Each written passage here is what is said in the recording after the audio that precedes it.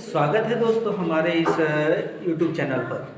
आज मैं एक क्लास 9 के लिए इतिहास का एक चैप्टर शुरू का जो चैप्टर है ना, पहला चैप्टर शुरू का पहला चैप्टर फ्रांस की क्रांति को लेकर के हम आए हुए हैं।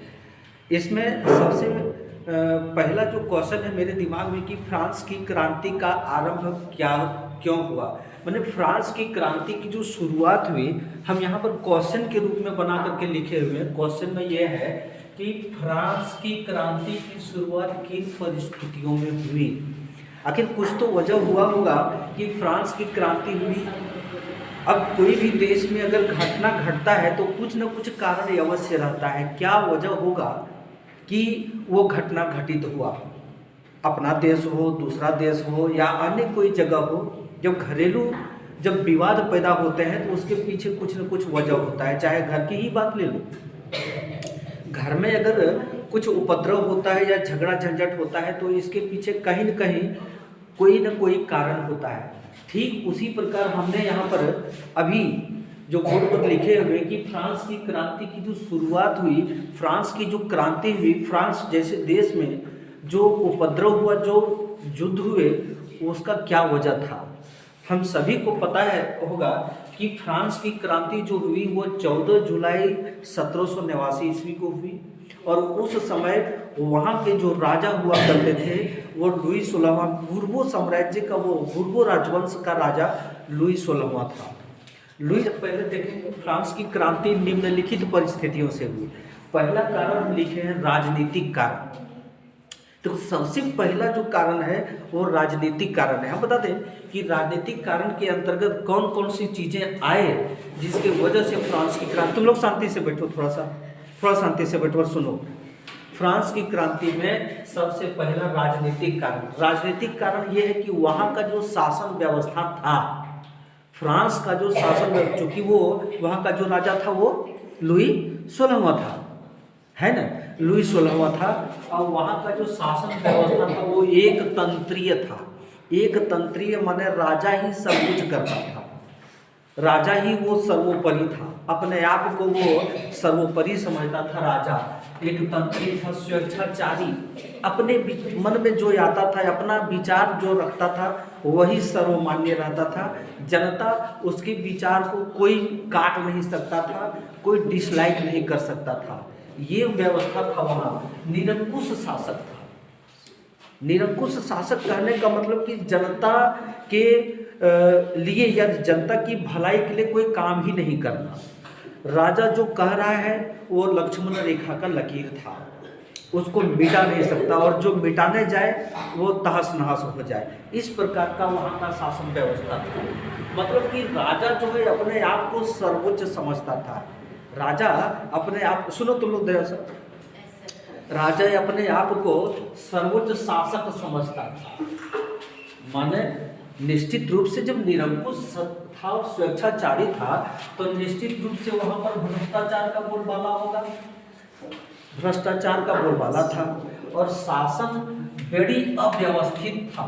वहाँ का फ्रांस का जो शासन था वो बहुत ही अव्यवस्थित था और जनता में स्वतंत्रता था ही नहीं। जनता अपने हित के लिए या अपने अनुकूल कुछ बोल सके या अपनी मांग रख सके, अपनी मुद्दा को बोल सके, वो कुछ भी नहीं था ऐसा। यानी जनता में वो स्वतंत्रता था ही नहीं। माने तो निश्चित रूप से जनता में असंतोष का भावना होगा और ये असंतोष क्रांति की ओर ले गया। पहला कारण जो राजनीतिक कारण हम बताए वो ये रहा। दूसरा कारण क्या है? सामाजिक कारण है। फ्रांस का जो समाज है वो 3 वर्गों में बटा हुआ था दोस्तों। पहला वर्ग पादरी वर्ग, दूसरा सामंत वर्ग और तीसरा साधारण वर्ग। हम एक डायग्राम के रूप में दिखा दिए हैं यहाँ पर कि प्रथम स्टेट जो पादरी वर्ग उसमें आते थे, द्वितीय स्टेट में कुलीन वर्ग जिसको हम सामंत वर्ग कहेंगे, जो अमीर है, धनाढ्य है, जिसके पास अपार संपत्ति था, वे लोग उसके अंतर्गत आते थे। और तीसरी वर्ग को भी 3 वर्गों में बांट के रखा था। तीसरे वर्ग को भी 3 वर्गों में बांट के रखा था। कैसे? कि तीसरे स्टेट में बड़े व्यापारी, व्यापारी, अदालती कर्मचारी और वकील था, और उससे कमजोर किसान और कारीगर था, फिर उससे भी कमजोर छोटे किसान थे, भूमिहीन मजदूर था और नौकर था। इस प्रकार का जो सामाजिक भेदभाव था, इस प्रकार का जो सामाजिक बिखराव था ना, उसकी वजह से वो फ्रांस की क्रांति हुई। हम बता दें कि प्रथम स्टेट और द्वितीय स्टेट को विशेषाधिकार प्राप्त था। विशेषाधिकार कहने का मतलब कि उन लोगों को ज़्यादा वैल्यू दिया जाता था समाज में। वो अपने आप को बड़े जागीर समझता था कि ये जो देश की फ्रांस का जो संपत्ति है या फ्रांस का जो भी बहुमूल्य चीज़ें हैं वो हमारे बाप का जागीर है। तो लोग शोर नहीं करो, थोड़ा सा शोर नहीं करो, ठीक है। इन लोगों को विशेषाधिकार प्राप्त। दूसरी चीज़ क्या है कि जो तीसरे स्टेट के जो लोग थे, तीसरे स्टेट के लोग किसान और कारीगर थे और छोटे किसान भूमिहीन मजदूर था। ये लोग जो है वो करों के नीचे, करों के बोझ तले दबता चला जा रहा था। हम तुमको यहाँ बता दें कि कुलीन और पादरी वर्ग, जब तक कुलीन वर्ग यानी सामंत वर्ग के लोगों के पास सामाजिक कार्य, सामाजिक उथल पुथल जो है ना वो क्रांति का रूप ले लेता है। अपने ही गांव घर इलाके में देखो ना कि सामाजिक भेदभाव जहाँ होता है शुरू हो जाता है झगड़ा और शुरू हो जाता है उपद्रव, अपराध, तरह तरह के घटनाएं शुरू हो जाते हैं। तीसरा जो कारण है वो आर्थिक कारण है। फ्रांस की जो आर्थिक व्यवस्था थी ना बड़ी दयनीय थी। दयनीय रहने का वजह क्या था कि आय और व्यय का कोई बजट तैयार नहीं था, उसका कोई ब्यौरा नहीं था कि हमने कितना कमाया कितना खर्च किया, वो कुछ नहीं था लेखा जोखा। उसका बजट जो है वो तैयार ही था ही नहीं। हम लोग जब भी घर में कुछ काम करते हैं ना उसका बजट तैयार करते हैं कि इस मद में इतना खर्च करना है, इस क्षेत्र में इतना, एजुकेशन में इतना, किसान में इतना, इस प्रकार का बजट तैयार होता है। फ्रांस में उस प्रकार का बजट तैयार ही नहीं था क्योंकि लुई 16वां जो था वो कैसा था, निरंकुश शासक था। कैसा था, स्वेच्छाचारी था। कैसा था, भ्रष्टाचार का बोलबाला था। इसीलिए वहां पर इस प्रकार का कोई व्यवस्था नहीं था, किसी प्रकार का कोई बजट तैयार नहीं था। दूसरी बात कि व्यापारियों को माल एक जगह से दूसरे जगह ले जाने के लिए उसको काफी टैक्स देना पड़ता था। व्यापारी अपने सामान को ढोने के लिए एक जगह से दूसरे जगह ले जाने में उसको पैसे चुकाने पड़ते थे, भाड़ा के रूप में, टैक्स के रूप में चुकाने पड़ते थे। निश्चित है कि ये लुई 16वां जो है वो अयोग्य शासक था ही। साथ में फ्रांस की सेना भी असंतुष्ट था इनसे। लुई 16वां से फ्रांस की सेना भी असंतुष्ट था। फ्रांस की क्रांति संभव था। अगला जो कारण हम लिखे हैं वो लिखे हैं बौद्धिक कारण। बौद्धिक कारण मतलब कि उस समय यानी फ्रांस में दार्शनिकों का बोलबाला था। यानी दार्शनिक जो है वो दार्शनिकों का विशेष हाथ था। उसमें से कौन कौन से दार्शनिक की बात करें, एक है मॉन्टेस्क्यू, वॉल्टेयर, रूसो, ये सब जो थे वो प्रसिद्ध दार्शनिक थे, फिलोसफर थे। और इन्होंने वहाँ के शासन को पसंद नहीं किया और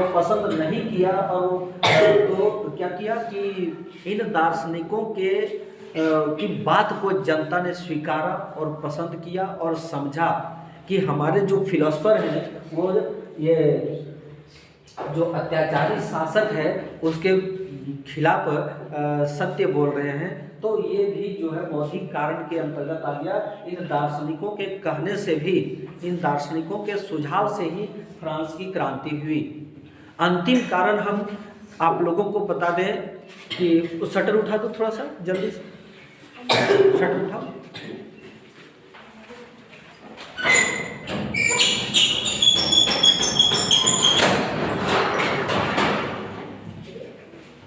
बिल्कुल, आ जाओ बेटा, आ जाओ, छोड़ दो, आ जाओ, वेल डन।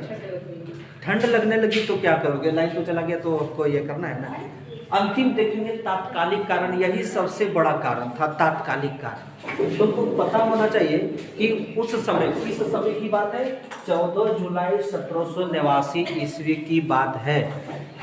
सुबह सुबह का समय था और उस समय ये अफवाह हो गया कि राजा की जो सेना है वो शहर में घुस गया। राजा की सेना शहर में घुस गया तो लोगों को ये अफवाह उठ गया कि वो आम जनता पर क्या करेगा कि गोली चलाएंगे। आम जनता पर जब गोली चलाएंगे तो आम जनता भी अलर्ट हो गया कि अपने बचाव में 7,000 की संख्या में अपने बचाव में 7,000 पब्लिक के संख्या में पेरिस के पूर्व साइड एक बास्तील किला था, दुर्ग जिसको बोलते हैं, बास्तील किला, जिसको जेल खाना बना करके रखा जाता था और उसमें राजनीतिज्ञों को यानी राजनीतिक कैदी को उसमें कैद करके रखता था। उधर आक्रमण किया, देखा कि उस बास्तील के किले में बहुत सारे हथियार हैं, हम हथियार को लूटपाट करेंगे और साथ में उसमें जो कैदी है उस कैदी को भी रिहा कर देंगे। इसी व्यू से वो लोग चला गया और बास्तील के किला को ढा दिया, पूरी तरह से उसको तहस नहस कर दिया और उसमें से जो भी कैदी थे उस कैदी को बाहर निकाल लिया। जानते हो कितने कैदी थे? मात्र 7 कैदी थे, वो भी राजनीतिक कैदी थे। ये बात कब का है? 14 जुलाई 1789 ईस्वी को बास्तील की किला को ढहा और वहाँ पर ये वहीं से आरंभ हुआ फ्रांस की क्रांति। तो ये जो 5 टॉपिक हम देख रहे हैं, ये लोगों को पूरी फ्रांस की क्रांति का कारण हम इस 5 टॉपिकों में दे दिए। तो ये हमारा वीडियो अगर अच्छा लगा होगा, आप लोगों को सुन करके और समझ करके अच्छा लगा होगा, तो हमारे इस चैनल को लाइक